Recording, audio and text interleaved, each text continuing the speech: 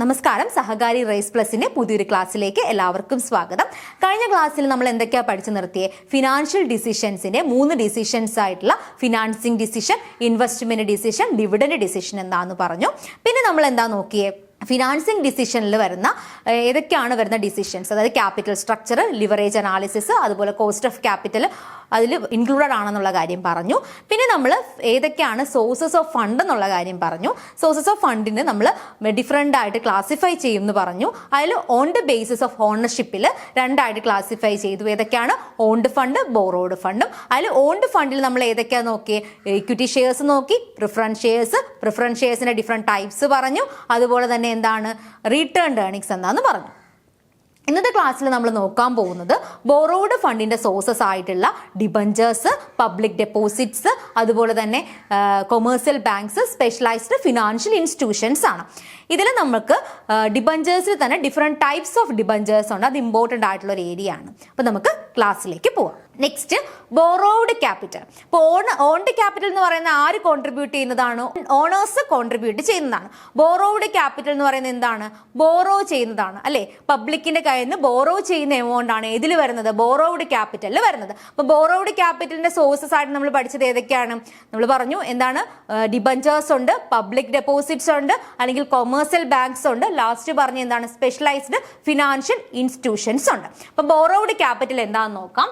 Finance raised by way of loans and credit from the public, bank and financial institutions are known as borrowed capital. എന്താണ് borrowed capital എന്ന് പറയുന്നത്?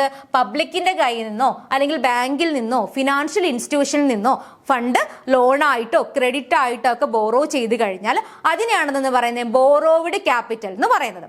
Okay, the source of borrowed fund like debentures, public deposits, banks etcetera may serve the purpose of long term, medium term and short term finance. അപ്പോൾ ഈ borrowed ക്യാപിറ്റലിൽ എന്ത് ചെയ്യുന്നുണ്ട്? അത് long term പർപ്പസിന് വേണ്ടിയിട്ടോ മീഡിയം ടേം പർപ്പസിന് വേണ്ടിയിട്ടോ ഷോർട്ട് ടേം പർപ്പസിന് വേണ്ടിയിട്ടൊക്കെ എന്ത് ചെയ്യാം? പബ്ലിക്കിൽ നിന്നോ ബാങ്കിൽ നിന്നോ അല്ലെങ്കിൽ ഫിനാൻഷ്യൽ ഇൻസ്റ്റിറ്റ്യൂഷനിൽ നിന്നൊക്കെ എന്ത് ചെയ്യാം? ഫണ്ട് എന്ത് ചെയ്യാം? റൈസ് ചെയ്യാം.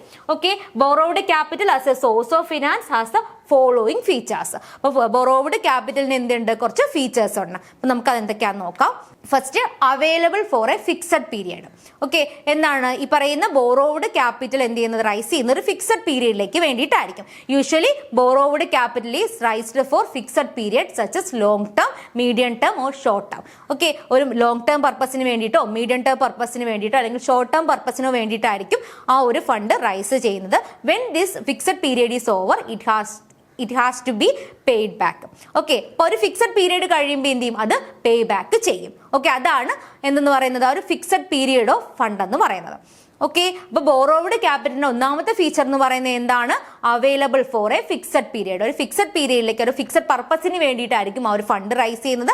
ആ ഒരു പർപ്പസ് കഴിയുന്ന അല്ലെങ്കിൽ ആ ഒരു പീരിയഡ് കഴിയുമ്പോഴത്തേക്ക് എന്ത് ചെയ്യും?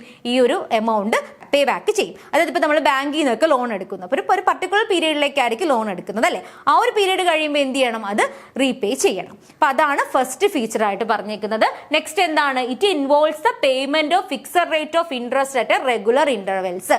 ഫിക്സഡ് റേറ്റ് ഓഫ് ഇൻട്രസ്റ്റ് എന്ത് ചെയ്യണം? പേ ചെയ്യണം. ബോറോഡ് ഫണ്ടിൽ നമ്മൾ ഷെയർസിന്റെ കേസിലാണെന്നുണ്ടെങ്കിൽ അവിടെ ഡിവിഡൻഡ് ആണ് വരുന്നത്. അപ്പോൾ ഇവിടെ പറയുന്ന ബോറോഡ് ക്യാപിറ്റൽ, അതിൽ ഡിബഞ്ചേഴ്സിന്റെ കേസിലൊക്കെ എന്താണ്? ഡിബഞ്ചർ ഹോൾഡേഴ്സിന് ഇൻട്രസ്റ്റ് ആണ് പേ ചെയ്യുന്നത്. കാരണം എന്താണ്? ഒരു ബിസിനസിനെ സംബന്ധിച്ച് അവരെന്ന് പറയുന്നത് എന്താണ്? ക്രെഡിറ്റേഴ്സ് ആണ്. ഷെയർ ഹോൾഡേഴ്സ് ഓണേഴ്സ് ആണെന്നുണ്ടെങ്കിൽ ഡിബഞ്ചർ ഹോൾഡേഴ്സ് ആരാണ്? ക്രെഡിറ്റേഴ്സ് ഓഫ് ദ ബിസിനസ് ആണ്. അപ്പൊ അതുകൊണ്ട് തന്നെ എന്താണ്? അവർക്കൊരു ഫിക്സഡ് റേറ്റ് ഓഫ് ഡിവിഡൻഡ് ആണ് എന്ത് ചെയ്യുന്നത്? പേ ചെയ്യുന്നത്. ഓണേഴ്സിന് ഡിവിഡൻഡ് കൊടുക്കുമ്പോൾ എന്താണ്? ക്രെഡിറ്റേഴ്സിന് ഫിക്സഡ് റേറ്റ് ഓഫ് ഇൻട്രസ്റ്റ് ആയിരിക്കും പേ ചെയ്യുന്നത്. അപ്പൊ ബോറോഡ് ഫണ്ടിന്റെ ആദ്യത്തെ 2 ഫീച്ചേഴ്സ് എന്തൊക്കെയാണ്? Available for a fixed period, അതുപോലെ തന്നെ എന്താണ്? It involves the payment of fixed rate of interest at a regular interval.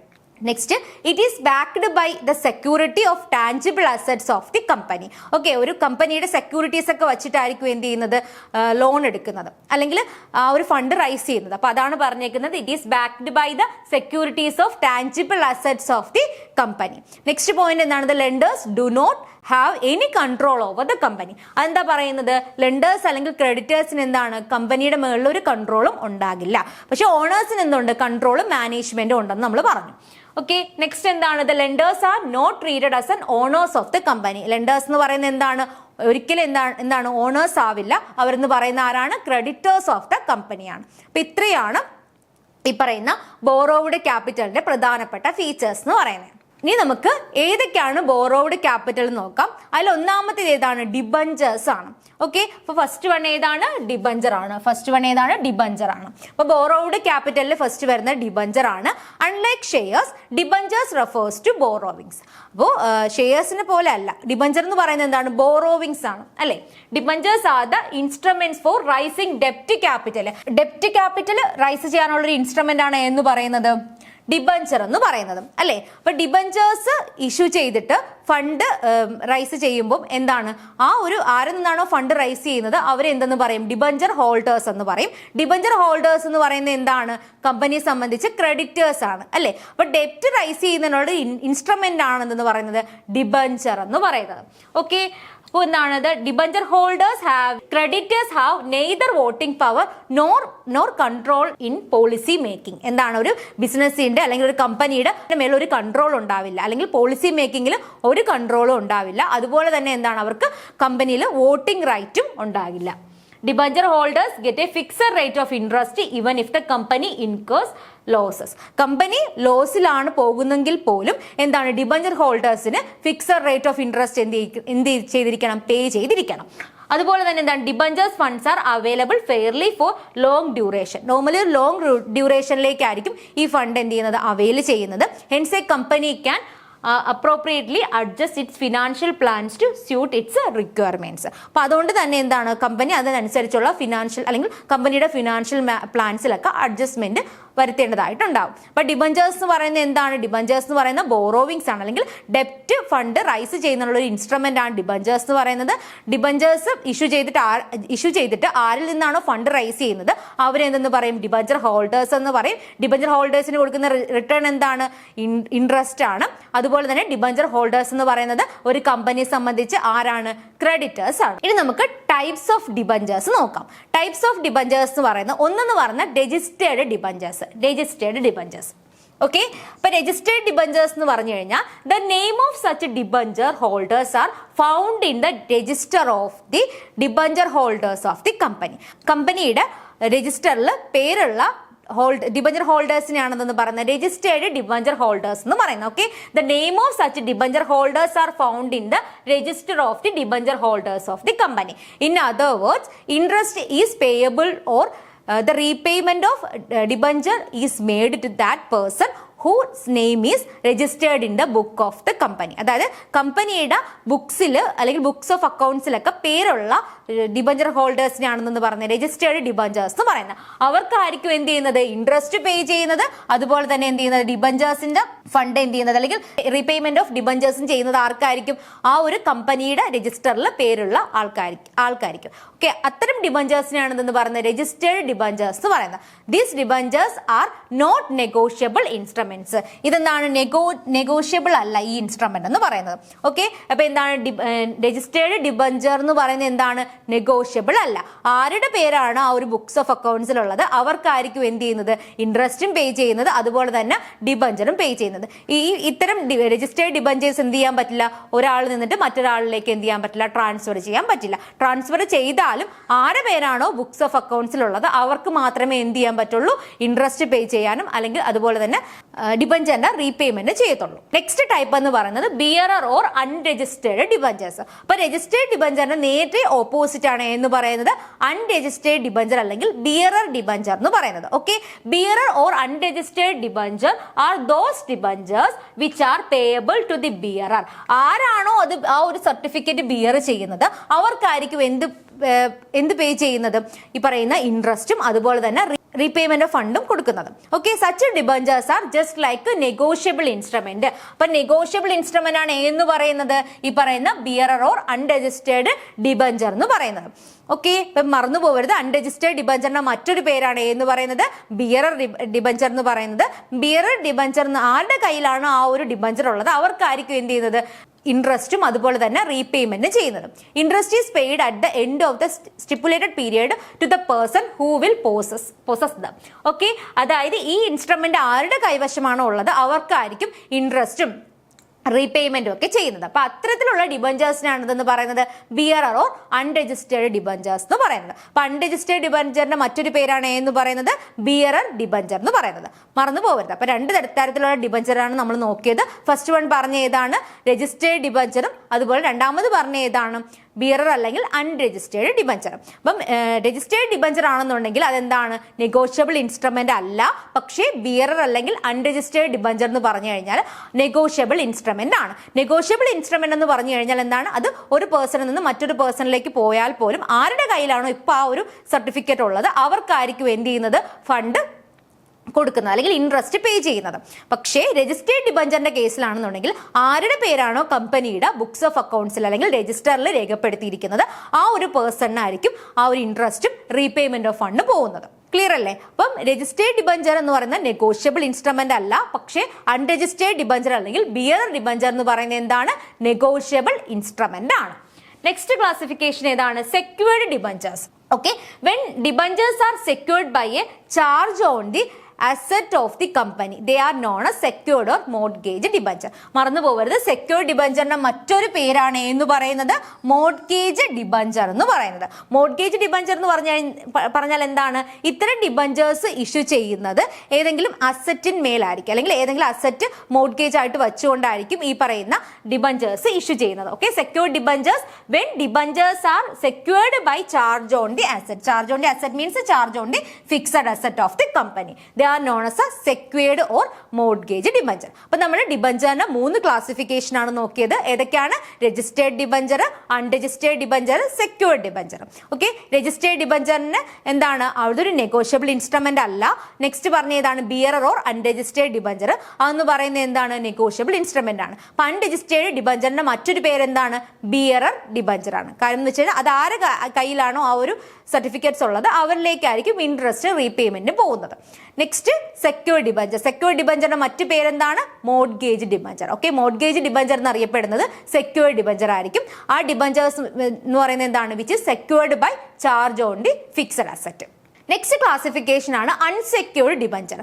Unsecured debenture എന്ന് പറയുന്നത് സെക്യൂർഡ് ഡിബഞ്ചറിന് നേരെ ഓപ്പോസിറ്റ് ആണ്. Okay, unsecured debentures when debentures are issued without any security. ഒരു സെക്യൂരിറ്റിയും വയ്ക്കാതെയാണ് ഇത്തരം ഡിബഞ്ചേഴ്സ് എന്ത് ചെയ്യുന്നത് ഇഷ്യൂ ചെയ്യുന്നത്. Okay, when debentures are issued without any security in respect of interest of the repayment of the principal they are known as unsecured or naked debentures. Okay, എന്താണ് ഇവിടെ ഒരു സെക്യൂരിറ്റിയും ഉണ്ടാകില്ല. ഓക്കെ, അതാണ് അൺസെക്യൂർഡ് ഡിബഞ്ചർ എന്ന് പറയുന്നത്. അപ്പൊ unsecured ഡിബഞ്ചറിന്റെ മറ്റൊരു പേരെന്താണ് naked debenture. Okay, unsecured debenture ആണ് നേക്കഡ് ഡിബഞ്ചർ. സെക്യൂർഡ് ഡിബഞ്ചറിനെ എന്തെന്നറിയപ്പെടും മോർട്ട്ഗേജ് ഡിബഞ്ചർ. അപ്പൊ നമ്മൾ മറ്റു പേരുകൾ നോക്കി വെച്ചേക്കണം. ഈ നേക്കഡ് ഡിബഞ്ചർ ഒക്കെ ചോദിച്ചിട്ടുള്ള ക്വസ്റ്റ്യൻ ആണ് കേട്ടോ. നേക്കഡ് ഡിബഞ്ചർ ആണ് അൺസെക്യൂർഡ് ഡിബഞ്ചർ എന്ന് പറയുന്നത്. അപ്പം ഡിബഞ്ചറിന്റെ കേസിൽ ഏതൊക്കെ നമ്മൾ നോക്കുന്നത് രജിസ്റ്റേർഡ് ഡിബഞ്ചർ പറഞ്ഞു, അൺരജിസ്റ്റേർഡ് ഡിബഞ്ചർ പറഞ്ഞു, സെക്യൂർഡ് പറഞ്ഞു, അൺസെക്യൂർഡ് പറഞ്ഞു. ഓക്കെ, അൺരജിസ്റ്റേർഡ് ഡിബഞ്ചറിന്റെ മറ്റു പേര് എന്താണ് ബിയറർ ഡിബഞ്ചർ. സെക്യൂർഡ് ഡിബഞ്ചറിന്റെ മറ്റു പേരെന്താണ് മോർട്ട്ഗേജ് ഡിബഞ്ചർ. അതുപോലെ തന്നെ അൺസെക്യൂർഡ് ഡിബഞ്ചറിന് എന്തെന്ന് അറിയപ്പെടും നേക്കഡ് ഡിബഞ്ചർ എന്നും അറിയപ്പെടും. നെക്സ്റ്റ് എന്താണ് redeemable debenture. Redeemable debentures are those which are redeemed either at par or at discount after the expiration of the specified period. ഒരു specified പീരീഡിലായിരിക്കും ഈ ഒരു ഡിബഞ്ചർ എന്ത് ചെയ്യുന്നത് ഇഷ്യൂ ചെയ്യുന്നത്. ആ ഒരു സ്പെസിഫൈഡ് പീരീഡ് കഴിയുന്ന സമയത്ത് എന്താണ് അത്തരം ഡിബഞ്ചേഴ്സ് പാർ വാല്യൂവിലോ അല്ലെങ്കിൽ ഡിസ്കൗണ്ടിലോ എന്ത് ചെയ്യും അത് റെഡീം ചെയ്യും അല്ലെങ്കിൽ കമ്പനി റീപേ ചെയ്യും.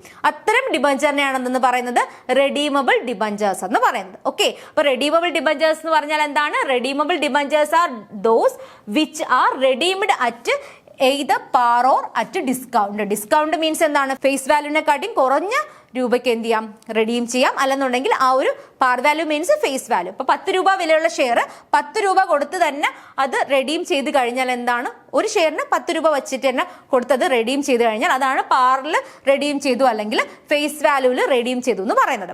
10 രൂപ വിലയുള്ള ഷെയർ 8 രൂപയ്ക്കാണ് അത് റെഡീം ചെയ്യുന്നുണ്ടെങ്കിൽ അതാണ് എന്തെന്ന് പറയുന്നത് ഡിസ്കൗണ്ട് റേറ്റിൽ റെഡീം ചെയ്തു എന്ന് പറയുന്നത്. ക്ലിയർ അല്ലേ? അപ്പൊ നമ്മൾ എന്തൊക്കെയാണ് ഏതൊക്കെ ക്ലാസിഫിക്കേഷൻ ആണ് നോക്കിയത് ഡിബഞ്ചേഴ്സിന്റെ രജിസ്റ്റേർഡ് ഡിബഞ്ചർ പറഞ്ഞു, അൺരജിസ്റ്റേർഡ് അല്ലെങ്കിൽ ബിയറർ ഡിബഞ്ചർ പറഞ്ഞു, പിന്നെ ഏതാ പറഞ്ഞത് സെക്യൂർഡ് ഡിബഞ്ചർ അല്ലെന്നുണ്ടെങ്കിൽ മോർട്ട്ഗേജ് ഡിബഞ്ചർ പറഞ്ഞു, നെക്സ്റ്റ് അൺസെക്യൂർഡ് ഡിബഞ്ചർ അല്ലെന്നുണ്ടെങ്കിൽ നേക്കഡ് ഡിബഞ്ചർ എന്താന്ന് പറഞ്ഞു. ലാസ്റ്റ് നമ്മൾ നോക്കി ഏതാണ് റെഡീമബിൾ ഡിബഞ്ചർ എന്താന്ന് നോക്കി. Next irredeemable debenture. അപ്പം റെഡീമബിൾ ഡിബഞ്ചറിന് നേരെ ഓപ്പോസിറ്റ് ആയിരിക്കും എന്ന് പറയുന്നത് ഇറഡീമബിൾ ഡിബഞ്ചർ എന്ന് പറയുന്നത്. ഇറഡീമബിൾ ഡിബഞ്ചറിന്റെ മറ്റൊരു പേരെന്താണ്? Perpetual debenture. മറന്നു പോകരുത്. ഇറഡീമബിൾ ഡിബഞ്ചർ അല്ലെങ്കിൽ perpetual debenture is one which contain no clause as to the repayment or which contain a clause that it shall not be paid back. Okay, എന്താണ് ഇവിടെ എന്ത് ചെയ്യുന്നില്ല, ഒരു സ്പെസിഫൈഡ് പീരീഡ് കഴിയുമ്പോഴത്തേക്ക് അതെന്ത് ചെയ്യുന്നില്ല, റീപേ ചെയ്യുന്നില്ല. കമ്പനി എപ്പോഴാണോ വൈൻഡ് അപ്പ് ചെയ്യുന്നത് ആ ഒരു ടൈമിലായിരിക്കും ഇത്തരം ഡിബഞ്ചർ എന്ത് ചെയ്യുന്നത്, റീപേ ചെയ്യുന്നത്. അപ്പൊ എന്താണ് ഇവിടെ ഒരു റീപേയ്മെന്റുമായിട്ട് ബന്ധപ്പെട്ട ഒരു ക്ലോസ് എന്ത് ചെയ്യുന്നില്ല, ഈ പറയുന്ന ഡിബഞ്ചറിന്റെ കേസിൽ പറയുന്നില്ല എന്നതാണ് പറഞ്ഞേക്കുന്നത്. ഓക്കെ, അതാണ് ഇറഡീമബിൾ ഡിബഞ്ചർ എന്ന് പറയുന്നത്. Next convertible debentures. Convertible debentures എന്ന് പറയുന്നത് എന്താണ്? This are the debentures which give an option to the debenture holders to convert them to preference or equity shares. ഓക്കെ, എന്താണ് ഇത്തരം ഡിബഞ്ചേഴ്സ് എന്ത് ചെയ്യാം, പ്രിഫറൻസ് ഷെയർ ആയിട്ടോ അല്ലെങ്കിൽ ഇക്വിറ്റി ഷെയർ ആയിട്ടോ എന്ത് ചെയ്യാം, കൺവേർട്ട് ചെയ്യാം. അങ്ങനെ കൺവേർട്ട് ചെയ്യാൻ പറ്റുന്ന ഡിബഞ്ചേഴ്സിനെയാണെന്ന് പറയുന്നത് കൺവേർട്ടബിൾ ഡിബഞ്ചേഴ്സ് എന്ന് പറയുന്നത്. ഓക്കെ, അപ്പൊ എന്തൊക്കെയാണ് നമ്മൾ നോക്കിയത്? രജിസ്റ്റേർഡ്, അൺരജിസ്റ്റേർഡ് പറഞ്ഞു. അതുപോലെ തന്നെ എന്താണ് സെക്യൂർഡ്, അൺസെക്യൂർഡ് ഡിബഞ്ചർ പറഞ്ഞു. റെഡീമബിൾ, ഇറഡീമബിൾ ഡിബഞ്ചർ പറഞ്ഞു. അതുപോലെ തന്നെ കൺവേർട്ടബിൾ ഡിബഞ്ചർ എന്താന്ന് പറഞ്ഞു.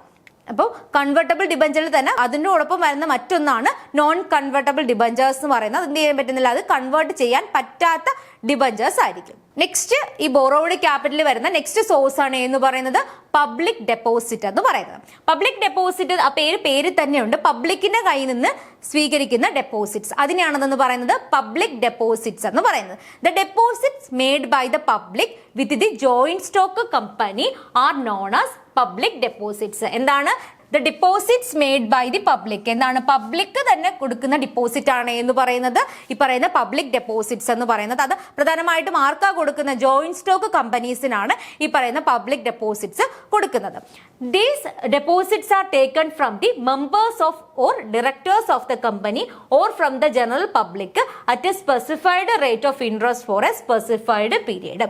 ഓക്കെ, എന്താണ് ഈ പറയുന്ന പബ്ലിക് ഡെപ്പോസിറ്റ്സ് സ്വീകരിക്കുന്നത് അല്ലെങ്കിൽ ബോറോ ചെയ്യുന്നത് ഒരു സ്പെസിഫിക് ഡേറ്റിലേക്കായിരിക്കും. അതുപോലെ തന്നെ ഒരു സ്പെസിഫിക് ഇൻട്രസ്റ്റ് റേറ്റിലായിരിക്കും എന്ത് ചെയ്യുന്നത്, ഈ പറയുന്ന പബ്ലിക് ഡെപ്പോസിറ്റ്സ് റിസീവ് ചെയ്യുന്നത്. അപ്പൊ പബ്ലിക് ഡെപ്പോസിറ്റ്സ് എന്ന് പറഞ്ഞാൽ എന്താണ്? പബ്ലിക് ഡെപ്പോസിറ്റ്സ് എന്ന് പറഞ്ഞു കഴിഞ്ഞാൽ ജോയിന്റ് സ്റ്റോക്ക് കമ്പനി പബ്ലിക്കിന്റെ കയ്യിൽ നിന്നിട്ട് ഡെപ്പോസിറ്റ് ബോറോ ചെയ്ത് കഴിഞ്ഞാൽ അതിനെയാണ് പബ്ലിക് ഡെപ്പോസിറ്റ്സ് എന്ന് പറയുന്നത്. ആ ഒരു പബ്ലിക് ഡെപ്പോസിറ്റ്സിന് ഒരു സ്പെസിഫൈഡ് പീരീഡ് കാണും. അതുപോലെ തന്നെ ഒരു സ്പെസിഫൈഡ് റേറ്റ് ഓഫ് ഇൻട്രസ്റ്റ് ആയിരിക്കും എന്ത് ചെയ്യുന്നത്, പബ്ലിക്കിന് കൊടുക്കുന്നത്. They are not secured loan എന്നാണ്. ഇത് ഇമ്പോർട്ടൻ്റ് ആയിട്ടുള്ള ഫീച്ചർ ആണ്. ഈ പബ്ലിക് ഡെപ്പോസിറ്റ്സ് എന്ന് പറയുന്നത് എന്താണ്? ഒരു സെക്യൂർഡ് ലോൺ അല്ല. Thus the depositors are ordinary creditors. അതുകൊണ്ട് തന്നെ ഡെപ്പോസിറ്റ്സ് എന്ന് പറഞ്ഞാൽ എന്താണ്? ഓർഡിനറി ക്രെഡിറ്റേഴ്സ് ആണ്. അവിടെ എന്താണ് കമ്പനിയുടെ അസറ്റ്സ് ഒന്നും എന്താണ് സെക്യൂരിറ്റി ആയിട്ട് വയ്ക്കുന്നില്ല. ഓക്കെ, അതാണ് ഇവിടെ പറഞ്ഞേക്കുന്നത്. They are not secured loan. Thus depositors are the ordinary creditors. Industrial and commercial enterprises resort to this mode of financing for meeting the medium term financial requirement. ഒരു company എന്താണ് അവരുടെ medium term financial requirement meet ചെയ്യുന്നതിന് വേണ്ടിയിട്ടാണ് ഏത് borrow ചെയ്യുന്നത്? Public deposit borrow ചെയ്യുന്നത്. അപ്പം ownership capital നമ്മൾ ഏതൊക്കെയാ പഠിച്ചത്? പ്രിഫറൻസ് ഷെയർസ് പഠിച്ചു, ഇക്വിറ്റി ഷെയർസ് പഠിച്ചു, അതുപോലെ റിട്ടേൺ ഏർണിംഗ്സ് പഠിച്ചു. അതിൽ പ്രിഫറൻസ് ഷെയർസിൽ ടൈപ്സ് ഓഫ് പ്രിഫറൻസ് ഷെയർസ് നന്നായിട്ട് നോക്കിയിരിക്കണം. നെക്സ്റ്റ് നമ്മൾ പഠിച്ചത് ഏതാണ്? ബോറോഡ് ക്യാപിറ്റൽ പറഞ്ഞു. ബോറോഡ് ക്യാപിറ്റലിൽ ഫസ്റ്റ് ക്ലാസിഫിക്കേഷൻ ആയിട്ടുള്ള ഡിബഞ്ചർ പറഞ്ഞു, അല്ലെങ്കിൽ ഫസ്റ്റ് സോഴ്സ് ആയിട്ടുള്ള ഡിബഞ്ചർ പറഞ്ഞു. അതിൽ തന്നെ ഡിബഞ്ചേഴ്സിന്റെ ഡിഫറെന്റ് ടൈപ്സ് പറഞ്ഞു. നെക്സ്റ്റ് ബോറോഡ് ക്യാപിറ്റലിന്റെ ഒരു സോഴ്സ് ആണ് എന്ന് പറയുന്നത് പബ്ലിക് ഡെപ്പോസിറ്റ്സ് എന്ന് പറയുന്നത്. എന്താണ്? കമ്പനീസ് പബ്ലിക്കിന്റെ കയ്യിൽ നിന്ന് എന്ത് ചെയ്യും? ഡെപ്പോസിറ്റ്സ് ബോറോ ചെയ്യും. ഇവരെന്ന് പറയുന്നത് ഒരു കമ്പനിയെ സംബന്ധിച്ച് ഇത്തരം ഡെപ്പോസിറ്റേഴ്സ് എന്ന് പറയുന്ന ഓർഡിനറി ക്രെഡിറ്റേഴ്സ് ആണ്. ഒരു സ്പെസിഫൈഡ് പീരീഡിലേക്ക് ഒരു സ്പെസിഫൈഡ് ഇൻട്രസ്റ്റ് റേറ്റിലായിരിക്കും എന്ത് ചെയ്യുന്നത്? ഈ പറയുന്ന ഫണ്ട് ബോറോ ചെയ്യുന്നത്. അതുപോലെ തന്നെ എന്താണ്? ഇത് ഒരു കമ്പനി അവരുടെ മീഡിയം ടേം റിക്വയർമെന്റ്സ് മീറ്റ് ചെയ്യുന്നതിന് വേണ്ടിയിട്ടാണ് ഇത്തരം ഫണ്ട് എന്ത് ചെയ്യുന്നത്? ബോറോ ചെയ്യുന്നത്. ബോറോഡ് ഫണ്ടിൽ വരുന്ന നെക്സ്റ്റ് ക്ലാസിഫിക്കേഷൻ ആണ് കൊമേഴ്സ്യൽ ബാങ്ക്സ് എന്ന് പറയുന്നത്. അതായത് കൊമേഴ്സ്യൽ ബാങ്ക്സിന്റെ കയ്യിൽ നിന്ന് എന്ത് ചെയ്യും? കമ്പനീസ് എന്ത് ചെയ്യും? ഫണ്ട് ലോണിന്റെ രൂപത്തിൽ ബോറോ ചെയ്യും. Okay, commercial bank play a very significant role in financing short term requirement of the company. കമ്പനിയുടെ ഷോർട്ട് ടേം റിക്വയർമെന്റ്സ് മീറ്റ് ചെയ്യുന്നതിനൊക്കെ വേണ്ടിയിട്ട് കൊമേഴ്സ്യൽ ബാങ്കിൽ നിന്ന് എന്ത് ചെയ്യും? കമ്പനീസ് ഫണ്ട് റൈസ് ചെയ്യും. They provide finance by way of loans, overdraft, cash credit and discounting bills. അപ്പോൾ അവർ പ്രധാനമായിട്ടും കൊടുക്കുന്ന സർവീസസ് എന്ന് പറയുന്നത് ഏതൊക്കെയാണ്? ഓവർ ഡ്രാഫ്റ്റ്സ് കൊടുക്കും, അതുപോലെ തന്നെ ലോൺസ് കൊടുക്കും, ക്യാഷ് ക്രെഡിറ്റ് അല്ലെങ്കിൽ ബിൽസ് ഒക്കെ എന്ത് ചെയ്യും? ഡിസ്കൗണ്ട് ചെയ്ത് കൊടുക്കും. അപ്പോൾ ഇതൊക്കെ എന്താണ്? കൊമേഴ്സ്യൽ ബാങ്ക്സ് കമ്പനീസിന് കൊടുക്കുന്ന സർവീസസ് ആണ്, ഫിനാൻഷ്യൽ സർവീസസ് ആണ്. അപ്പോൾ കൊമേഴ്സ്യൽ ബാങ്കിൽ നിന്ന് എന്ത് ചെയ്യും? കമ്പനി ഫണ്ട് എന്ത് ചെയ്യും? ബോറോ ചെയ്യും. നെക്സ്റ്റ് വരുന്നതെന്ന് പറയുന്നത് സ്പെഷ്യലൈസ്ഡ് ഫിനാൻഷ്യൽ ഇൻസ്റ്റിറ്റ്യൂഷൻസ് ആണ്. ഈ സ്പെഷ്യലൈസ്ഡ് ഫിനാൻഷ്യൽ ഇൻസ്റ്റിറ്റ്യൂഷനെയാണ് ഡെവലപ്മെന്റ് ബാങ്ക്സ് എന്ന് അറിയപ്പെടുന്നത്. A number of financial institution has been set up by the central and state government to provide long-term and medium-term financial assistance to the industrial concern. Okay, industrial concerns അല്ലെങ്കിൽ ബിസിനസ്സിനോ കമ്പനീസിനോ ഒക്കെ എന്താണ് different long term അതുപോലെ തന്നെ medium term financial requirements ഉണ്ട്. അപ്പോൾ ഇത് meet ചെയ്യുന്നതിന് വേണ്ടിയിട്ട് പല ഫിനാൻഷ്യൽ ഇൻസ്റ്റിറ്റ്യൂഷൻസും, അതായത് സെൻട്രൽ ഗവൺമെന്റോ സ്റ്റേറ്റ്മെന്റോ ക്രിയേറ്റ് ചെയ്തിരിക്കുന്ന അല്ലെങ്കിൽ സ്റ്റാർട്ട് ചെയ്തിരിക്കുന്ന ഫിനാൻഷ്യൽ ഇൻസ്റ്റിറ്റ്യൂഷൻസ് എന്ത് ചെയ്യുന്നുണ്ട്? അവർക്ക് വേണ്ടിയിട്ടുള്ള ഫിനാൻഷ്യൽ അസിസ്റ്റൻസ് എന്ത് ചെയ്യുന്നുണ്ട്? പ്രൊവൈഡ് ചെയ്യുന്നുണ്ട്. Thus they are known as development banks. അപ്പം ഇങ്ങനെയുള്ള ഒരു ബാങ്ക്സിന് എന്തെന്നാണ് അറിയപ്പെടുന്നത്? ഡെവലപ്മെന്റ് ബാങ്ക്സ് എന്നാണ് അറിയപ്പെടുന്നത്. സ്പെഷ്യലൈസ്ഡ് ഫിനാൻഷ്യൽ ഇൻസ്റ്റിറ്റ്യൂഷൻസ് എന്ന് പറയുന്നത് എന്താണ്? സെൻട്രൽ ഗവൺമെന്റിന്റെ അല്ലെങ്കിൽ സ്റ്റേറ്റ് ഗവൺമെന്റ് ഓണർഷിപ്പിലുള്ള ഇൻസ്റ്റിറ്റ്യൂഷൻസ് ആയിരിക്കും. അപ്പോൾ അതിൽ ഒന്നാമത് വരുന്ന ഏതാണ്? Industrial finance corporation of India, IFCI. Okay, first financial institution ഏതാണ്? Industrial finance corporation of India, IFCI. Industrial finance corporation of India was set up on 1 July 1948. അപ്പൊ അതെന്നാണ് സ്റ്റാർട്ട് ചെയ്തിരിക്കുന്നത്? 1 ജൂലൈ 1948. വർഷം മറന്നു പോകരുത്, 1948. ഇതെന്ത് ചെയ്യാം? ഈ ഓരോ ഫിനാൻഷ്യൽ ഇൻസ്റ്റിറ്റ്യൂഷനും അതിന്റെ വർഷവും എന്ത് ചെയ്യാം? മാച്ച് ദ ഫോളോയിങ് ക്വസ്റ്റ്യൻ ആയിട്ട് ചോദിക്കാൻ ചാൻസ് ഉള്ളതാണ്. അപ്പം ഫസ്റ്റ് വൺ ഏതാണ്? Industrial finance corporation of India. അതുപോലെ തന്നെ ഇതിന്റെ ഫുൾ നെയിം നോക്കിയേക്കണം. IFCI എന്ന് പറഞ്ഞാൽ എന്താണ്? Industrial finance corporation of India. Okay, അതെന്നാണ് സ്റ്റാർട്ട് ചെയ്തിരിക്കുന്നത്? 1 ജൂലൈ 1948 ആണ്. Okay, industrial finance corporation act 1948ന്റെ കീഴിലാണ്, അല്ലെങ്കിൽ ആ ഒരു ആക്ട് പ്രകാരമാണ് ഈ പറയുന്ന industrial finance corporation of India start ചെയ്തിരിക്കുന്നത്. അപ്പൊ industrial finance corporation of India it's set up on 1 July 1948 under the Industrial Finance Corporation Act 1948. The objective behind its establishment is to make medium term and long term loans more readily available to industrial enterprises. എന്താണ്? Industrial എന്റർപ്രൈസസിന് medium term അതുപോലെ തന്നെ long term loans provide ചെയ്യുക എന്നുള്ളതാണ് ഏതിന്റെ പ്രധാനപ്പെട്ട ലക്ഷ്യം എന്ന് പറയുന്നത്? Industrial finance corporation of India അല്ലെങ്കിൽ IFCIയുടെ പ്രധാനപ്പെട്ട ലക്ഷ്യം എന്ന് പറയുന്നത്. അപ്പൊ നമ്മൾ പറഞ്ഞു ഈ പറയുന്ന സ്പെഷ്യലൈസ്ഡ് ഫിനാൻഷ്യൽ ഇൻസ്റ്റിറ്റ്യൂഷൻ എന്ന് പറയുന്നത് എന്താണ്? ഈ പറയുന്ന ഇൻഡസ്ട്രീസിന് എന്ത് ചെയ്യുക? ഫിനാൻഷ്യൽ അസിസ്റ്റൻസ് പ്രൊവൈഡ് ചെയ്യുന്നതിന് വേണ്ടിയിട്ടാണ് പറയുന്ന സെൻട്രൽ ഗവൺമെന്റും സ്റ്റേറ്റ് ഗവൺമെന്റും ഇത്തരം ഇൻസ്റ്റിറ്റ്യൂഷൻസ് സ്റ്റാർട്ട് ചെയ്തിരിക്കുന്നത്. അപ്പൊ അതിൽ ഒന്നാമത് നമ്മൾ നോക്കിയതാണ് industrial finance corporation of India അല്ലെങ്കിൽ IFCI. അതെന്നാ സ്റ്റാർട്ട് ചെയ്തിരിക്കുന്നത്? 1 ജൂലൈ 1948ലാണ്. അതിന്റെ പ്രധാനപ്പെട്ട ഒബ്ജക്റ്റീവ് എന്ന് പറയുന്നത് എന്താണ്? മീഡിയം ടേമും ലോങ് ടേം ലോൺസും എന്ത് ചെയ്യുക? ഇൻഡസ്ട്രിയൽ എന്റർപ്രൈസസിന് പ്രൊവൈഡ് ചെയ്യുക എന്നുള്ളതാണ്. ഓക്കെ, നെക്സ്റ്റ് വൺ പറയുന്നത് ഏതാണ്? IDBI അല്ലെന്നുണ്ടെങ്കിൽ industrial development bank of India. മറന്നുപോയത് industrial development bank of India. Industrial development of bank of India എന്നാണ് സ്റ്റാർട്ട് ചെയ്തിരിക്കുന്നത്, which is established on July 1964 by special act of parliament. എന്താണ്? പാർലമെന്റിലെ special act പ്രകാരം ഇതെന്നാ സ്റ്റാർട്ട് ചെയ്തേക്കുന്നത്?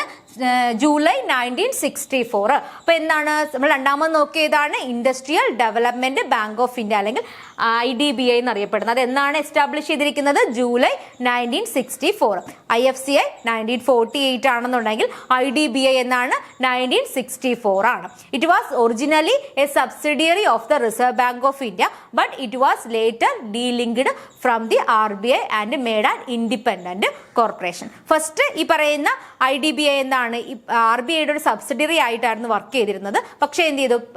Later എന്ത് ചെയ്തു? അത് ഡീലിങ്ക് ചെയ്തിട്ട് ഒരു ഇൻഡിപെൻഡന്റ് കോർപ്പറേഷൻ ആയിട്ട് മാറിയിട്ടുണ്ട്. അതാണ് IDBI എന്ന് പറയുന്നത്. അപ്പൊ ഡെവലപ്മെന്റ് ബാങ്ക് ആണ് എന്ന് പറയുന്നത് industrial development bank of India എന്ന് പറയുന്നത്. അത് 1964 ആണ്. അപ്പൊ ഫസ്റ്റ് നമ്മൾ industrial finance corporation of India പറഞ്ഞു. അതിന്റെ ഇയർ എന്നാണ്? 1948. നെക്സ്റ്റ് ഏതാ പറഞ്ഞേ? Industrial development bank of India. അത് ജൂലൈ 1964 ആണ്. നെക്സ്റ്റ് ICICI അല്ലെങ്കിൽ industrial credit and investment corporation of India. Industrial credit and investment corporation of India, അതാണ് എന്ന് പറയുന്ന ICICI എന്ന് പറയുന്നത്.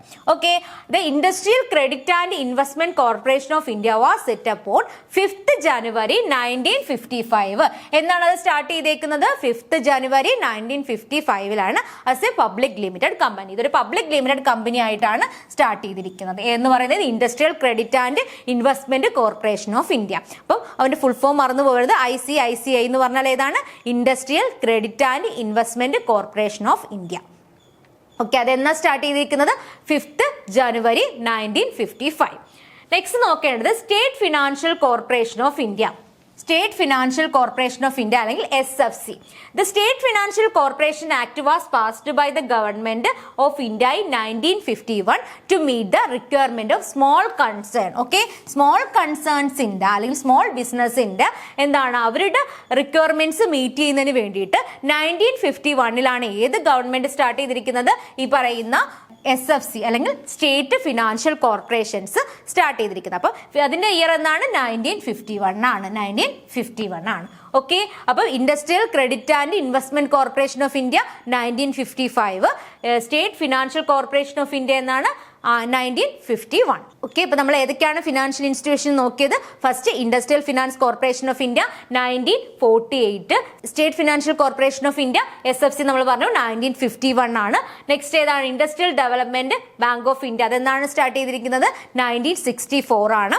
Next industrial credit and investment corporation of India ICICI, അതെന്നാണ്? 5th January 1955. Next എന്താണ്? സ്റ്റേറ്റ് ഫിനാൻഷ്യൽ കോർപ്പറേഷൻസ്, അതെന്നാ start ചെയ്തിരിക്കുന്നത്? 1951 start ചെയ്തത്. Next unit trust of India, UTI, unit trust of India. The unit trust of India was set up on the 1st February 1964. അപ്പൊ എന്നാണ് start ചെയ്തിരിക്കുന്നത്? 1st February 1964 ആണ്. Under the unit trust of India act 1963. Okay, unit trust of India act 1963 പ്രകാരമാണ് ഈ unit trust of India എന്ത് ചെയ്യുന്നത്? Start ചെയ്യുന്നത്. എന്നാണ് സ്റ്റാർട്ട് ചെയ്തിരിക്കുന്നത്? 1st February 1964. Its primary objective is to encourage and mobilize savings of the community and channelize them to productive ventures. അപ്പൊ ഇതെന്താണ്? ഈ യൂണിറ്റ് ട്രസ്റ്റ് ഓഫ് ഇന്ത്യ എന്ന് പറയുന്നത് ഒരു ഇന്റർമീഡിയറി ആയിട്ടാണ് നിൽക്കുന്നത്. ഓക്കെ, അതായത് ഇതിന്റെ പ്രൈമറി ഒബ്ജക്റ്റീവ് എന്ന് പറയുന്നത് എന്ത് ചെയ്യാ? സേവിങ്സ് മൊബിലൈസ് ചെയ്യുക, അതായത് കമ്മ്യൂണിറ്റിയിൽ നിന്നിട്ട് സേവിങ്സ് മൊബിലൈസ് ചെയ്തിട്ട് അത് പ്രൊഡക്റ്റീവ് വെഞ്ചറിലേക്ക് എന്ത് ചെയ്യുക? ഇൻവെസ്റ്റ് ചെയ്യുക. ഓക്കെ, അതാണ് ആര് ചെയ്യുന്നത്? അതിനൊരു ഇന്റർമീഡിയറ്റ് ആയിട്ടാണ് ആര് നിൽക്കുന്നത്? ഈ പറയുന്ന യൂണിറ്റ് ട്രസ്റ്റ് ഓഫ് ഇന്ത്യ നിൽക്കുന്നത്. ഓക്കെ, അത് എന്നാണ് സ്റ്റാർട്ട് ചെയ്തിരിക്കുന്നത്? 1964 അത് സ്റ്റാർട്ട് ചെയ്തിരിക്കുന്നത്. അപ്പൊ നമ്മൾ പ്രധാനപ്പെട്ട 5 സ്പെഷ്യലൈസ്ഡ് ഫിനാൻഷ്യൽ ഇൻസ്റ്റിറ്റ്യൂഷൻസ് ആണ് നോക്കിയത്. അപ്പൊ നമ്മൾ ഇതുവരെ നോക്കിയത് എന്താണ്? നമ്മൾ സോഴ്സസ് ഓഫ് ഫണ്ടിൽ ഒന്നാമത്തെ ക്ലാസിഫിക്കേഷൻ ആണ് നമ്മൾ പറഞ്ഞത്. എന്താണ് ഒന്നാമത്തെ ക്ലാസിഫിക്കേഷൻ? ഏതാണ് നമ്മൾ പറഞ്ഞത്? ഓണർഷിപ്പ് ആണ് പറഞ്ഞത്. On the basis of ownership ആണ് പറഞ്ഞത്. ആ ഓണർഷിപ്പിൽ തന്നെ നമ്മൾ എന്ത് ചെയ്തു? 2ആയിട്ട് ക്ലാസിഫൈ ചെയ്തു. ഏതൊക്കെയാണ്? ഓൺഡ് ഫണ്ട് എന്നും അതുപോലെ തന്നെ ബോറോവ്ഡ് ഫണ്ട് എന്നും ക്ലാസിഫൈ ചെയ്തു. ആ ഓൺഡ് ഫണ്ടിൽ പ്രിഫറൻസ് ഷെയർസ് പറഞ്ഞു, ഇക്വിറ്റി ഷെയർസ് പറഞ്ഞു, റിട്ടേൺ ഏർണിങ്സ് പറഞ്ഞു. ബോറോവ്ഡ് ഫണ്ടിൽ ഏതൊക്കെയാ പറഞ്ഞത്? ബോറോവ്ഡ് ഫണ്ടിൽ ഡിബഞ്ചേഴ്സ് പറഞ്ഞു, പബ്ലിക് ഡെപ്പോസിറ്റ്സ് പറഞ്ഞു, കൊമേഴ്സ്യൽ ബാങ്ക്സ് പറഞ്ഞു, അതുപോലെ തന്നെ സ്പെഷ്യലൈസ്ഡ് ഫിനാൻഷ്യൽ ഇൻസ്റ്റിറ്റ്യൂഷൻസ് പറഞ്ഞു. ഇനി നമ്മൾ അടുത്ത ക്ലാസിഫിക്കേഷൻ, അതായത് സോഴ്സസ് ഓഫ് ഫണ്ടിന്റെ അടുത്ത ക്ലാസിഫിക്കേഷൻ ആണ് നോക്കുന്നത്. അതെന്ന് പറഞ്ഞാൽ രണ്ടാമത്തെ ക്ലാസിഫിക്കേഷൻ ആണ് എന്ന് പറയുന്നത് according to sources of generation. Okay, source of ജനറേഷന്റെ ബേസിസിൽ 2ആയിട്ടാണ് ക്ലാസിഫൈ ചെയ്യുന്നത്. ഇന്റേണൽ സോഴ്സ് എന്നും അതുപോലെ തന്നെ എക്സ്റ്റേണൽ സോഴ്സ് എന്നും.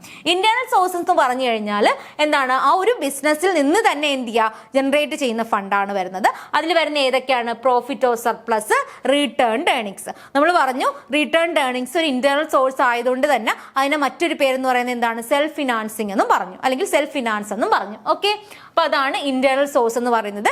എക്സ്റ്റേണൽ സോഴ്സ് എന്ന് പറഞ്ഞാൽ എന്താണ്? പുറത്ത് നിന്നിട്ടായിരിക്കും എന്ത് ചെയ്യുന്നത്? ഫണ്ട് റൈസ് ചെയ്യുന്നത്. ഓക്കെ, അതായത് ഷെയർസ് ഇഷ്യൂ ചെയ്തോ, ഡിബഞ്ചേഴ്സ് ഇഷ്യൂ ചെയ്തോ, ലോൺ റൈസ് ചെയ്തോട്ടൊക്കെ എന്ത് ചെയ്യും? ഫണ്ട് റൈസ് ചെയ്യും. ഓക്കെ, അതാണ് പറഞ്ഞേക്കുന്നത് എക്സ്റ്റേണൽ സോഴ്സസ്. അതിലേതൊക്കെയാണ് വരുന്നത്?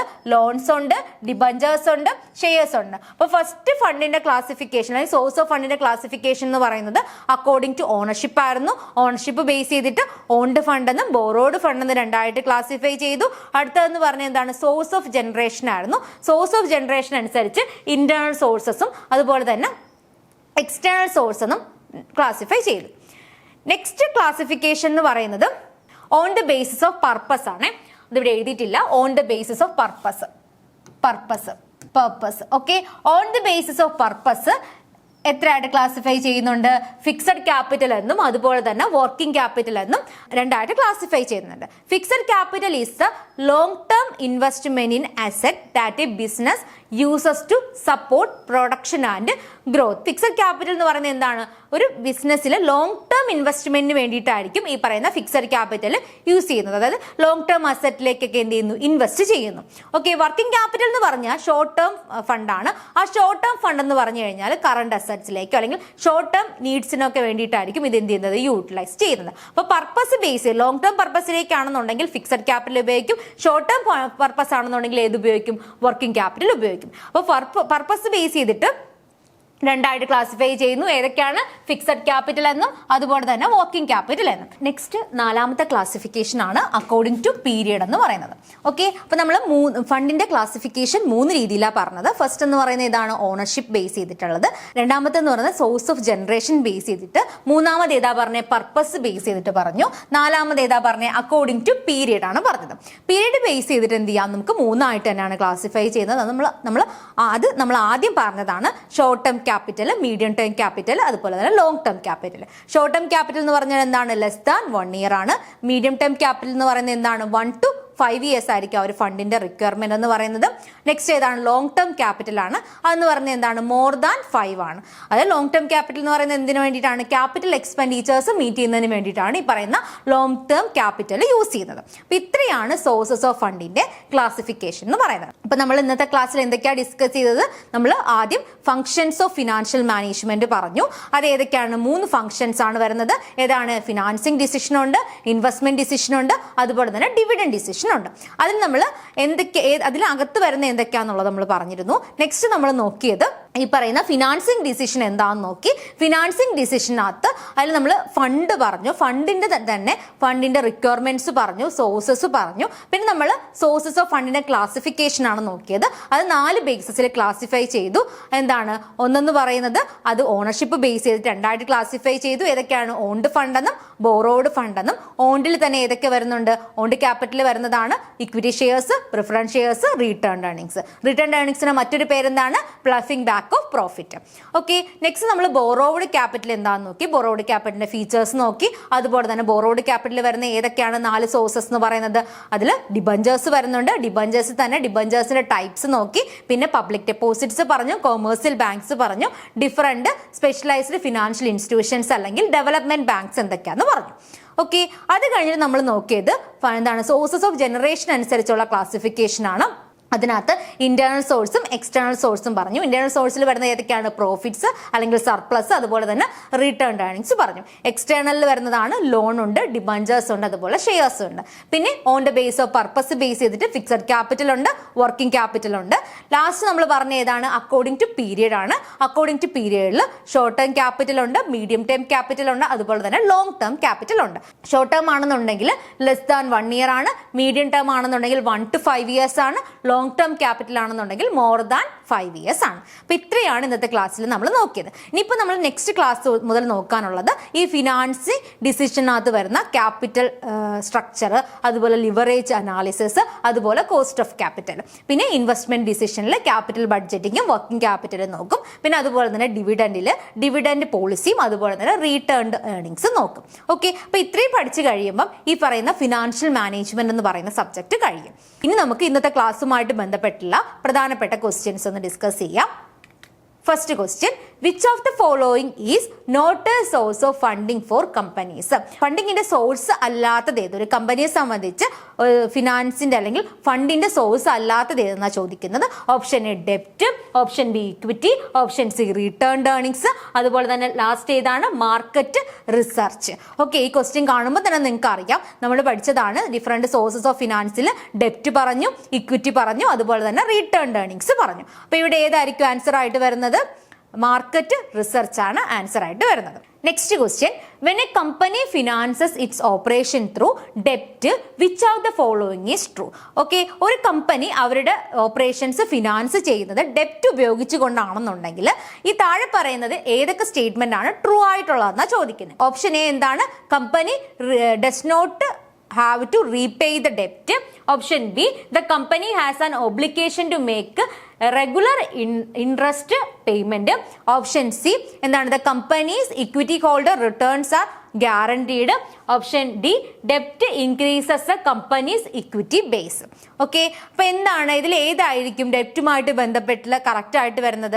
ഇപ്പൊ ഡെപ്റ്റ് ക്യാപിറ്റൽ എന്ന് പറഞ്ഞ ഒരു സ്പെസിഫൈഡ് പീരീഡ് കഴിയുമ്പോൾ എന്ത് ചെയ്യണം, അല്ലെങ്കിൽ ഒരു വൈൻഡിങ് അപ്പ് ടൈമിൽ എന്ത് ചെയ്യണം, അത് റീപേ ചെയ്യണം. കാരണം എന്ന് വെച്ച് കഴിഞ്ഞാൽ ഡെപ്റ്റ് എന്ന് പറയുന്നത് എന്താണ്? ബോറോഡ് ഫണ്ടാണ് അല്ലേ? അപ്പൊ അതുകൊണ്ട് തന്നെ അത് എന്ത് ചെയ്യണം? ബോറോഡ് ഫണ്ട് ആയതുകൊണ്ട് തന്നെ അത് റീപേ ചെയ്യണം. അപ്പൊ ആ ഒരു സ്റ്റേറ്റ്മെന്റ് എന്താണ്? ഇൻകറക്റ്റ് ആയിട്ടുള്ള സ്റ്റേറ്റ്മെന്റ് ആണ്.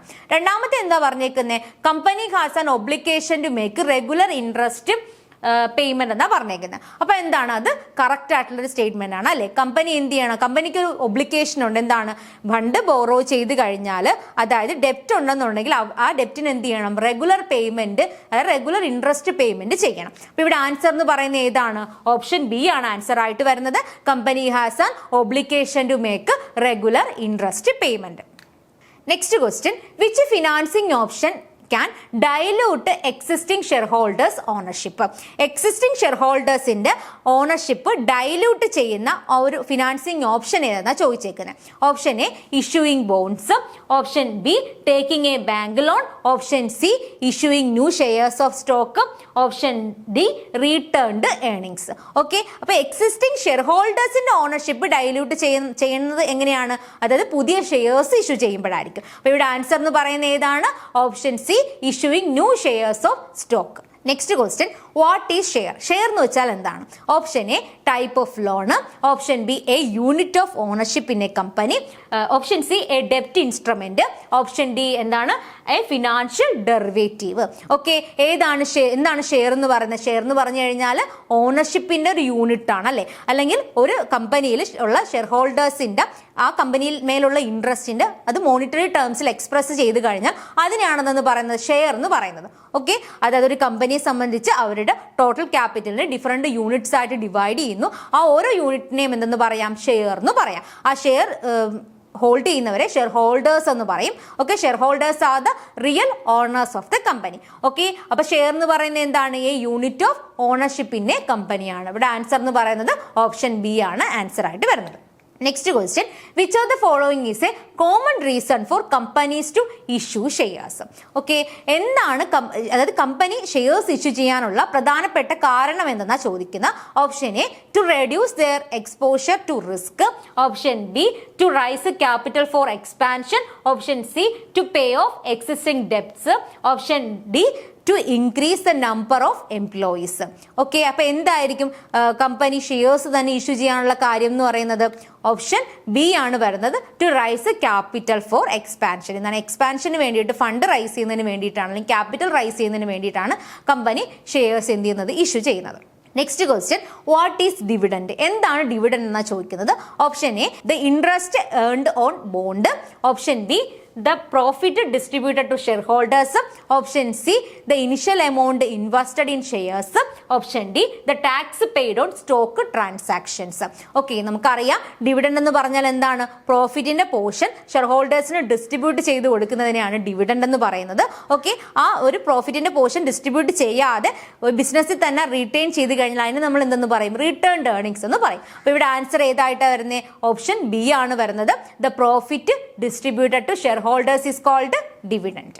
Next, in the event of liquidation, which type of share is paid out first? Okay, liquidation ഉണ്ടാവും അല്ലെങ്കിൽ വൈൻഡിങ് അപ്പ് ഉണ്ടാവുന്ന സമയത്ത് ഏത് ഷെയർ ആണ് ഫസ്റ്റ് പേ ഔട്ട് ചെയ്യുന്നതെന്നാണ് ചോദിച്ചേക്കുന്നത്. Option A equity shares, option B preference shares, option C both simultaneously, option D none of these. Okay, നമുക്കറിയാം എന്താണ് പ്രിഫറൻസ് ഷെയർ ഹോൾഡേഴ്സിന് എന്താണ് പ്രിഫറൻസ് ഉണ്ടെങ്കിൽ പ്രിഫറൻസ് റൈറ്റ്സ് ഉണ്ടെന്ന് പറഞ്ഞു. അതായത് എന്താണ്? അവർക്ക് ഫിക്സഡ് റേറ്റ് ഓഫ് ഡിവിഡൻഡ് കിട്ടുന്നു, അതുപോലെ തന്നെ ലിക്വിഡേഷൻ ലിക്വിഡേഷൻ അല്ലെങ്കിൽ winding up of the company ടൈമിൽ എന്ത് ചെയ്യും, റീപേയ്മെന്റ് ഓഫ് ക്യാപിറ്റൽ ഫസ്റ്റ് ചെയ്യുന്നു. ഓക്കെ, അതായത് ഇക്വിറ്റി ഷെയർ ഹോൾഡേഴ്സിന് കൊടുക്കുന്നതിന് മുന്നേ തന്നെ പ്രിഫറൻസ് ഷെയർസിന് കൊടുക്കുന്നു. അപ്പൊ ഇവിടെ ആൻസർ എന്ന് പറയുന്നത് ഏതാണ്? ഓപ്ഷൻ ബി ആണ് ആൻസർ ആയിട്ട് വരുന്നത്. പ്രിഫറൻസ് ഷെയർസ് ആണ് ആൻസർ ആയിട്ട് വരുന്നത്. Next question, which of the following is a characteristics of equity shares? Equity ഷെയർസിന്റെ ക്യാരക്ടറിസ്റ്റിക്സ് എന്തൊക്കെയാണെന്നാണ് ചോദിക്കുന്നത്. Option A, they have a fixed dividend rate. Okay, fixed dividend rate കിട്ടുന്നു എന്നാണ് പറഞ്ഞേക്കുന്നത്. Option B, they carry voting rights. Option C, they have priority over preference shares in liquidation. Option D, they are guaranteed a return of capital. Okay, അപ്പൊ ഇവിടെ ഏതാണ് equity share ഹോൾഡേഴ്സുമായിട്ട് ബന്ധപ്പെട്ടിട്ടുള്ള correct ആയിട്ടുള്ള ഒരു equity ഷെയർസിന്റെ feature എന്ന് പറയുന്നത് എന്താണ്? അവർക്ക് വോട്ടിംഗ് റൈറ്റ് ഉണ്ടായിരിക്കും. ഓക്കെ, അതുകൊണ്ടാണ് അവർ റിയൽ ഓണേഴ്സ് എന്നൊക്കെ പറയുന്നത്. പക്ഷെ സോ ആൻസർ ഏതാണ് വരുന്നത്? ഓപ്ഷൻ ബി ആണ് ആൻസർ ആയിട്ട് വരുന്നത്. They carry voting rights. Next question, what is a drawback of holding equity shares? Equity shares hold ചെയ്യുന്നതിന്റെ പ്രധാനപ്പെട്ട ഡ്രോബാക്ക് എന്നാണ് ചോദിച്ചേക്കുന്നത്. Option A, higher fixed dividend.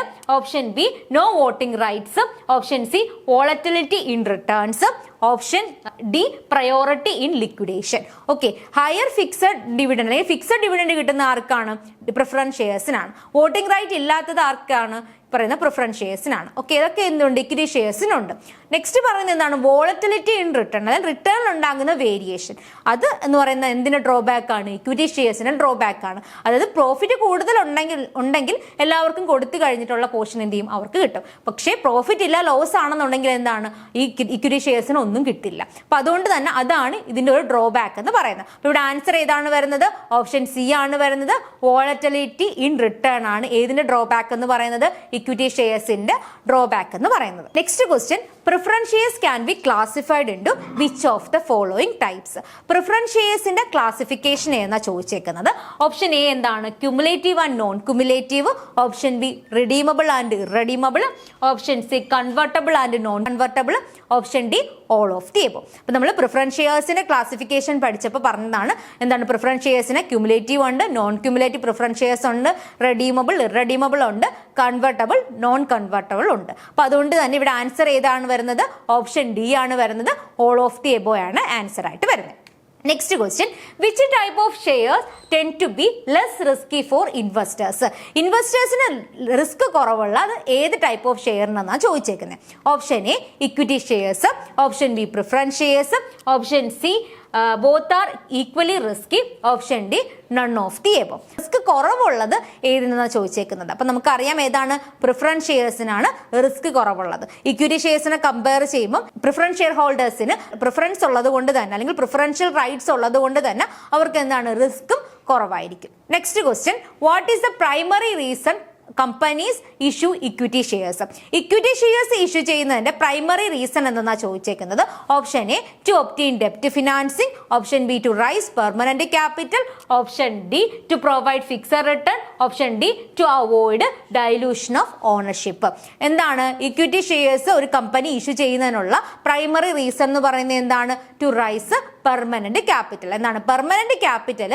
ഒരു ബിസിനസ്സിലേക്ക് റൈസ് ചെയ്യുന്നതിന് വേണ്ടിയിട്ടാണ് ഏത് ഇഷ്യൂ ചെയ്യുന്നത്? ഇക്വിറ്റി ഷെയർസ് ഇഷ്യൂ ചെയ്യുന്നത്.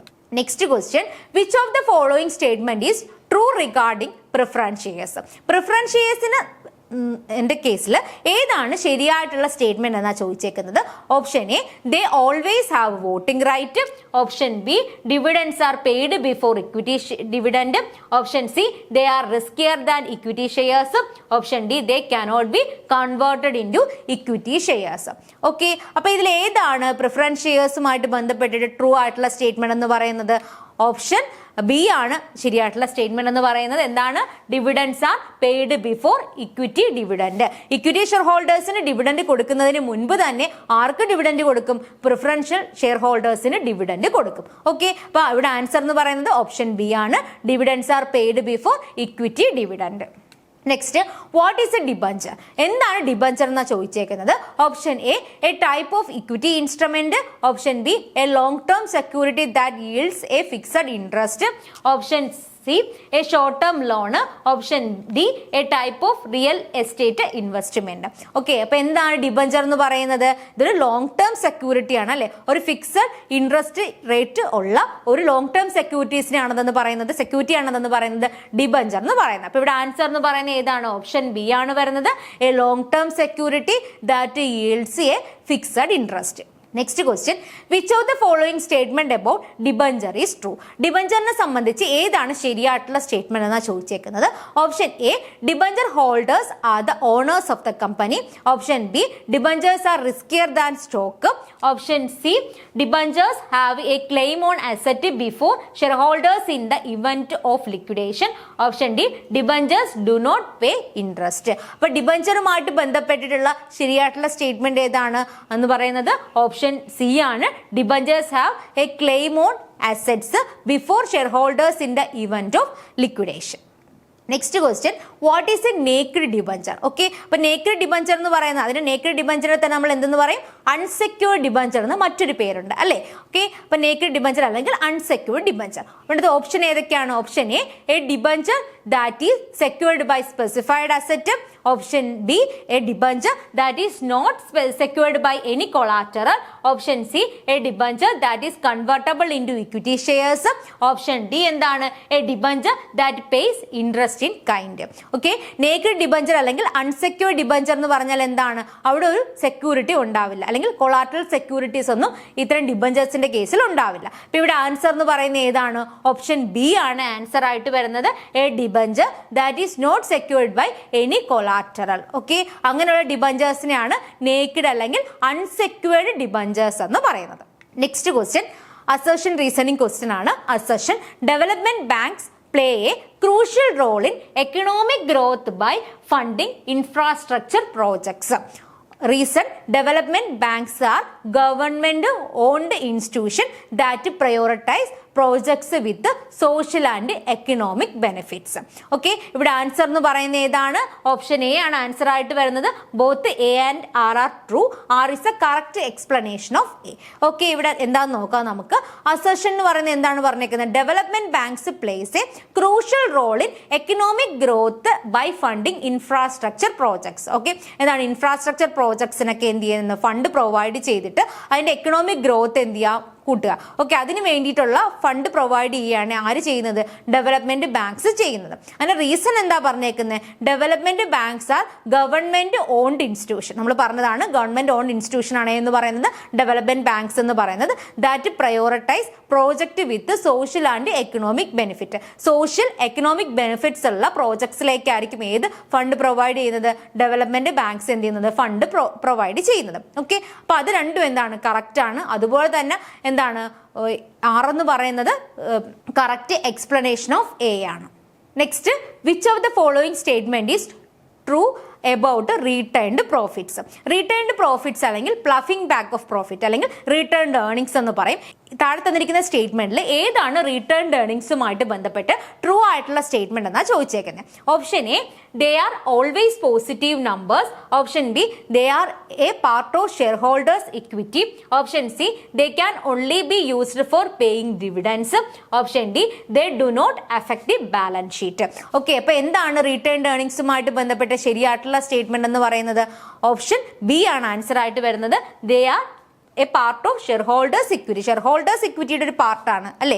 അങ്ങനെ പാർട്ട് എന്ന് പറയാൻ കാരണം എന്താണ്? റീടേൺഡ് ഏർണിംഗ്സ് ആയിട്ട് പ്രോഫിറ്റ് വച്ചില്ല എന്നുണ്ടെങ്കിൽ അത് ആർക്ക് പോകുന്നതാണ്? അത് ഇക്വിറ്റി ഷെയർ ഹോൾഡേഴ്സിന് ഡിവിഡൻഡ് ആയിട്ട് പോകുന്നതാണ്. ഓക്കെ, അപ്പൊ അതുകൊണ്ടാണ് they are a part of share holders equity എന്ന് പറയുന്നത്. Next question, retained earnings can be defined as option A, total income generated by a company. Option B, net profits minus dividend. Option C, cash reserve held by the company.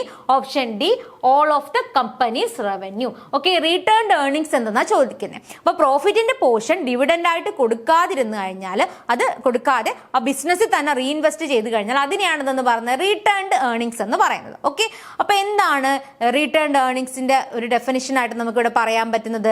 Net profit minus dividend. Net പ്രോഫിറ്റിന്റെ portion dividend ആയിട്ട് കൊടുക്കാതെ, dividend അല്ലാണ്ട് ബാക്കി വരുന്നത് എത്രയാണോ അതിനെയാണെന്ന് പറയുന്നത് റീടേൺഡ് earnings എന്ന് പറയുന്നത്. അപ്പൊ ആൻസർ എന്ന് പറയുന്നത് ഓപ്ഷൻ ബി ആണ്, net profit minus dividend. Next assertion reasoning question ആണ്. അസേർഷൻ എന്താണ്? Equity financing is always less risky than ഡെപ്റ്റ് ഫിനാൻസിങ്. ഇക്വിറ്റി ഫിനാൻസിങ് എന്ന് പറയുന്നത് എന്താണ്? ഡെപ്റ്റ് ഫിനാൻസിനെ കമ്പയർ ചെയ്യുമ്പോൾ ലെസ് റിസ്കി എന്നാണ് പറഞ്ഞത്. ഓക്കെ, അപ്പൊ ആ ഒരു സ്റ്റേറ്റ്മെന്റ് എന്താണ്? തെറ്റായിട്ടുള്ള സ്റ്റേറ്റ്മെന്റ് ആണ് അല്ലെ. റീസൺ എന്താ പറയുന്നത്? Equity investors do not require fixed payment where ഡെപ്റ്റ് ഹോൾഡേഴ്സ് ഡു. ഓക്കെ, എന്താണ്? ഇക്വിറ്റി ഇൻവെസ്റ്റേഴ്സിന് എന്താണ്? ഫിക്സഡ് റേറ്റ് ഓഫ് പേയ്മെന്റ് ഒന്നും ഇല്ല.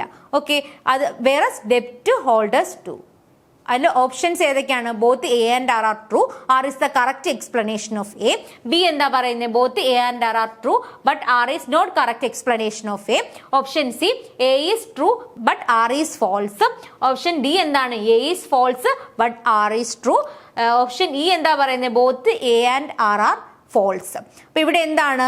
ഒന്നാമത്തത് എന്താണ്? ഫോൾസ് ആണ്, പക്ഷേ ആർ എന്ന് പറയുന്ന ട്രൂ ആണ്. അപ്പൊ അസർഷൻ എന്ന് പറഞ്ഞ ഫോൾസ് ആണ്, റീസൺ എന്ന് പറയുന്നത് എന്താണ്? ട്രൂ ആയിട്ടുള്ള റീസൺ ആണ് തന്നേക്കുന്നത്. അസർഷനിൽ എന്താണ് തെറ്റെന്ന് പറയുന്നത്? ഇക്വിറ്റി ഫിനാൻസിങ് എന്ന് പറയുന്ന ഹയർ റിസ്ക് ആണ് as compared to ഡെപ്റ്റ് financing. ഡെപ്റ്റ് financing risk എന്താണ്? കുറവാണ്. പക്ഷേ ഇക്വിറ്റി ഫിനാൻസിന്റെ കേസിൽ എന്താണ്? അവിടെ റിസ്ക് കൂടുതലാണ്. Next question, what is a public deposit? എന്താണ് പബ്ലിക് ഡെപ്പോസിറ്റ് എന്നുള്ളതാണ് അടുത്ത question. Option A form of loan from the government. Option B fund collected by company from the public for a fixed term. Option C savings accounted in personal savings account. Option D എന്താണ്? A type of investment in government bonds. അപ്പൊ public deposit എന്ന് കേൾക്കുമ്പോൾ നിങ്ങൾ എന്താണ് ഗവൺമെന്റിൽ നിന്നുള്ള fund എന്നുള്ള രീതിയിൽ അത് നോക്കരുത്. ഇവിടെ എന്താണ് ആൻസർ ആയിട്ട് വരുന്നത്? ഓപ്ഷൻ ബി ആണ് ആൻസർ ആയിട്ട് വരുന്നത്. എന്താണ്? Fund collected by company from the public. പബ്ലിക്കിന്റെ കയ്യിൽ നിന്നിട്ട് കമ്പനി ഫണ്ട് കളക്ട് ചെയ്താൽ, കമ്പനി ഫണ്ട് ബോറോ ചെയ്ത് കഴിഞ്ഞാൽ അതിനെയാണെന്ന് പറയുന്നത് പബ്ലിക് ഡെപ്പോസിറ്റ് എന്ന് പറയുന്നത്. അതൊരു സ്പെസിഫൈഡ് ടേം ഉണ്ടായിരിക്കും അതിൽ, അതായത് സ്പെസിഫൈഡ് പീരിയഡിലേക്കായിരിക്കും. അതുപോലെ തന്നെ സ്പെസിഫൈഡ് ഇൻട്രസ്റ്റ് ഉണ്ടായിരിക്കും. അതാണ് ഇവിടെ പറഞ്ഞേക്കുന്നത്. എന്താണ്? Fund collected by the company from the public for a fixed term എന്ന് പറഞ്ഞേക്കുന്നത്. ഇവിടെ ആൻസർ എന്ന് പറയുന്നത് ഓപ്ഷൻ ബി ആണ്. Next question, which of the following is typically not a characteristics of public deposit? Public ഡെപ്പോസിറ്റിന്റെ ക്യാരക്ടറിസ്റ്റിക്സ് അല്ലാത്തത് ഏതെന്നാ ചോദിച്ചേക്കുന്നത്. Option A fixed interest rate. Option B short term duration. Option C insured by government. Option D non convertible into shares. അപ്പൊ ഇവിടെ ഏതാണ് characteristics അല്ലാത്തത്? ഈ public ഡെപ്പോസിറ്റ്സിന്റെ characteristic അല്ലാത്തത് എന്താണ് എന്ന് പറയുന്നത്? ഓപ്ഷൻ സി ആണ് വരുന്നത്, ഇഷ്യൂഡ് ബൈ ഗവൺമെന്റ് എന്ന് പറയുന്നതാണ് തെറ്റായിട്ടുള്ളൊരു ഓപ്ഷൻ എന്ന് പറയുന്നത്. Next question, public deposits are considered a form of. Option A equity financing. Option B ഡെപ്റ്റ് financing. Option C micro financing and option D venture capital. Okay, public deposits എന്താണ്? Public deposits എന്ന് പറഞ്ഞു കഴിഞ്ഞാൽ അത് ഒരു ഡെപ്റ്റ് financing ആണ്. അത് നമ്മൾ ബോറോഡ് ക്യാപിറ്റൽ പഠിച്ചതാണ് അല്ലേ. ബോറോഡ് ക്യാപിറ്റൽ ഒരു സോഴ്സ് ആയിട്ട് പഠിച്ചതാണ് പബ്ലിക് ഡെപ്പോസിറ്റ്സ് എന്ന് പറയുന്നത്. അപ്പൊ ഇവിടെ ആൻസർ എന്ന് പറയുന്നത് എന്താണ്? ഡെപ്റ്റ് ഫിനാൻസിങ് ആണ്. പബ്ലിക് ഡെപ്പോസിറ്റ്സ് എന്ന് പറയുന്നത് ഏതാണ്? ഡെപ്റ്റ് ഫിനാൻസിങ് ആണ്, അല്ലെങ്കിൽ it's A source of borrowed capital ആണ്. അപ്പം ഇത്രയുമാണ് ഈ ഇന്നത്തെ ക്ലാസ്സുമായിട്ട് ബന്ധപ്പെട്ടിട്ടുള്ള ഇമ്പോർട്ടൻ്റ് ആയിട്ടുള്ള MCQs. അപ്പം ഈ ഒരു ഏരിയയിൽ നിങ്ങൾ ശ്രദ്ധിക്കേണ്ട ഒരു കാര്യം എന്ന് പറയുന്നത് എന്താണ് ഫിനാൻസിങ് ഡിസിഷൻ എന്ന് നന്നായിട്ട് അറിഞ്ഞിരിക്കണം. അതുപോലെ തന്നെ ഫിനാൻസിങ് ഡിസിഷനിൽ നമ്മൾ പഠിക്കുന്ന, അതായത് ക്യാപിറ്റൽ സ്ട്രക്ചർ, അത് നമ്മൾ ഇനി വരുന്ന ക്ലാസ്സുകളിൽ പഠിക്കും. Capital structure, leverage analysis, cost of capital, ഈ 3 ടേം എന്താണെന്ന് നന്നായിട്ട് അറിഞ്ഞിരിക്കണം. അതുപോലെ തന്നെ നമ്മൾ സോഴ്സസ് ഓഫ് ഫണ്ടാണ് ഇന്ന് നോക്കിയത്. ഇന്നത്തെ ക്ലാസ്സിൽ നമ്മൾ നോക്കിയ സോഴ്സസ് ഓഫ് ഫണ്ടിൽ പ്രിഫറൻസ് ഷെയർസിന്റെ ടൈപ്സ് നോക്കണം. അതുപോലെ തന്നെ ഇക്വിറ്റി ഷെയർസിന്റെ പ്രിഫറൻസ് ഷെയർസ് തമ്മിലുള്ള ഡിഫറൻസ് എന്താണെന്ന് നന്നായിട്ട് മനസ്സിലാക്കി വെച്ചിരിക്കണം. പിന്നെ ഡിബഞ്ചേഴ്സ് നോക്കുന്ന സമയത്ത് ഡിബഞ്ചേഴ്സ് ക്യാപിറ്റലിന്റെ മറ്റു പേരുകൾ, അതായത് രജിസ്റ്റേർഡ് ഡിബഞ്ചർ അല്ലെങ്കിൽ അൺരജിസ്റ്റേർഡ് ഡിബഞ്ചറിന്റെ മറ്റൊരു പേരാണ് ബിയറർ ഡിബഞ്ചർ എന്ന് പറയുന്നത്. അതുപോലെ സെക്യൂർഡ് ഡിബഞ്ചറിന്റെ മോർഗേജ് ഡിബഞ്ചർ എന്നറിയപ്പെടും.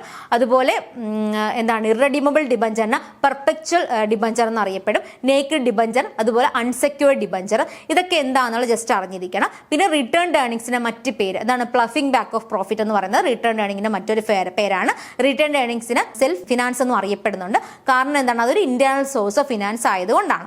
അപ്പൊ ഈ കാര്യങ്ങൾ എന്താണ് നന്നായിട്ട് മനസ്സിലാക്കിയിരിക്കണം. പിന്നെ നമ്മൾ ഡിബഞ്ചറിന്റെ കേസിനകത്ത് പറഞ്ഞ എന്താണ് രജിസ്റ്റേർഡ് ഡിബഞ്ചറും അൺരജിസ്റ്റേർഡ് ഡിബഞ്ചറും പറഞ്ഞ സമയത്ത് രജിസ്റ്റേർഡ് ഡിബഞ്ചർ ആണെന്നുണ്ടെങ്കിൽ എന്താണ് അത് ഒരു നെഗോഷ്യബിൾ ഇൻസ്ട്രുമെന്റ് അല്ല. പക്ഷേ ബിയറർ ഡിബഞ്ചർ അല്ലെങ്കിൽ അൺരജിസ്റ്റേർഡ് ഡിബഞ്ചർ എന്ന് പറയുന്നത് എന്താണ്? അതൊരു നെഗോഷ്യബിൾ ഇൻസ്ട്രുമെന്റ് ആണെന്ന് പറയാം. പിന്നെ പിന്നെ നമ്മൾ നോക്കേണ്ട കാര്യം എന്ന് വെച്ച് കഴിഞ്ഞാൽ പബ്ലിക് ഡെപ്പോസിറ്റ്സ് എന്താണെന്ന് നോക്കി. ആ പബ്ലിക് ഡെപ്പോസിറ്റ്സ് എന്ന് പറഞ്ഞാൽ ഒരിക്കലും പബ്ലിക്കിൽ അല്ലെങ്കിൽ ഗവൺമെന്റിൽ നിന്നുള്ള ഡെപ്പോസിറ്റ് എന്നൊരു മീനിങ് എടുക്കരുത്.